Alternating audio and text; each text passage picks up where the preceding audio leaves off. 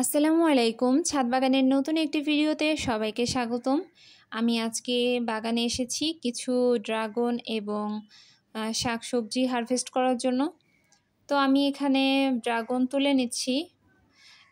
এই ড্রাগনগুলো সব বাউন্ডারির নিচ দিয়ে ঝুলেছিল, অনেক কাটার আঘাত খেয়ে এগুলো আমি উপরের দিকে ডালগুলো তুলে এখন ড্রাগনটা ছিঁড়ে নিচ্ছি বিসমিল্লাহ বলে। তো আজকেও 3টা ড্রাগন পেকেছে। আর আপনারা হয়তো ভিডিওতে দেখছেন যে ড্রাগন হচ্ছে এগুলো কিন্তু আসলে একা খাচ্ছি না, চেষ্টা করব ইনশাল্লাহ সবাইকেই 1-2টা করে দেওয়ার জন্য। আর দেখা যায় যে এগুলো একসাথে পাকে না, 1-2টা করে পাকতেছে, তো দেখা যায় যে 1-2জন করে এরকম দিতে পারতেছি। পরবর্তীতে ইনশাল্লাহ আত্মীয় স্বজন সবাইকেই দেওয়ার চেষ্টা করব আল্লাহর রহমতে। যেহেতু এবার ফলনটা ভালো হয়েছে, তো দেখা সবাইকেই হয়তো একটা করে দিতে পারবো ইনশাল্লাহ। তো আমি ছিঁড়ে নিচ্ছি ড্রাগনগুলো। আর এগুলো আসলে চোর নিয়ে যায়। এই যে দেখতে পাচ্ছেন, এটা কিন্তু আর একদিন গাছে থাকলে কালারটা আরও বেশি মানে লাল হতো বা লাল হয়ে যেত উপর দিয়ে। একটু একটু হালকা সবুজ আছে, তো দেখা যায় ঘরে রেখে দিলেও এটা লাল রং ধারণ করবে একদিন রেখে দিলেই। আর গাছে থাকলে আসলে নিয়ে যায়, কি করব, যার নিয়ে গেলে তো আর কিছু করার থাকে না। তো যাই হোক, আমি বাইরে থেকেও এই ড্রাগনটা ছিঁড়ে নিলাম। আসলে এই ড্রাগনগুলো খুবই মানে পরিপূর্ণরূপে যখন পেকে যায় তখন খেতে খুবই সুস্বাদু।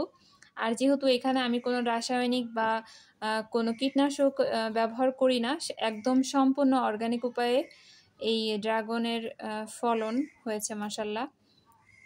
আর এই ড্রাগনগুলো ভিতরের কালারটাও আর অনেক বেশি সুন্দর। এর আগেও আমি যে ভিডিও আপলোড করেছি সেখানে আপনাদেরকে কেটে দেখিয়েছি যে ভিতরে কি চমৎকার কালার, একদম পুরা ম্যাজেন্টা কালার। আর প্রতিদিনই সকালে এরকম মসরোজগুলো ফুটে থাকে মাশাল্লাহ।